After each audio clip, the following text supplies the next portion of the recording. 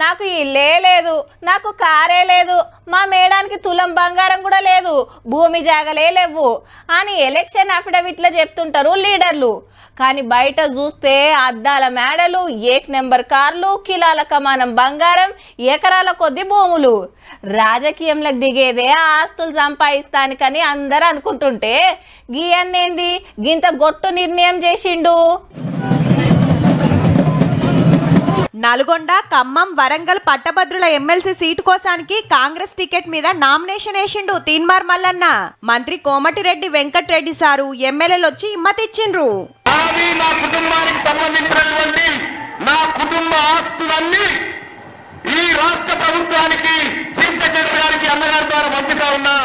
మీరు ఎప్పుడు ఆదేశించినా మేము పూర్తి స్థాయి అమలు చేస్తామని చెప్పి తెలియజేస్తా ఉన్నా. అగనట ఆస్తి మొత్తం సర్కార్ కు రాసిచ్చిండు. 1,50,00,000 ఆస్తుందట మల్లన్నకు.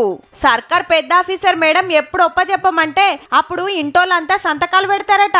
తెలంగాణలో డబుల్ ట్యాక్స్ నడుస్తుందని మొన్న మోడీ సార్ అన్నాడు కదా, దీనికి మంత్రి సారు గిట్లా అన్నాడు. ఇది ఆర్ఆర్ ట్యాక్స్ కాదు, ఏ ట్యాక్స్ అంటే అదాని అంబానీ దేశ సంపదని వాళ్ళిద్దరికి దోచిపెట్టిన మోడీ గారు. బీఆర్ఎస్ బీజేపీ టికెట్లు ఇంకెవ్వరికి ఫైనల్ గాలే. బేస్తారం దాకా నామినేషన్లకు ఛాన్సు. 27 నాడు ఓట్లు. వచ్చే నెల 5 నాడు ఎవరు ఎమ్మెల్సీ అయ్యేది తెలుస్తది.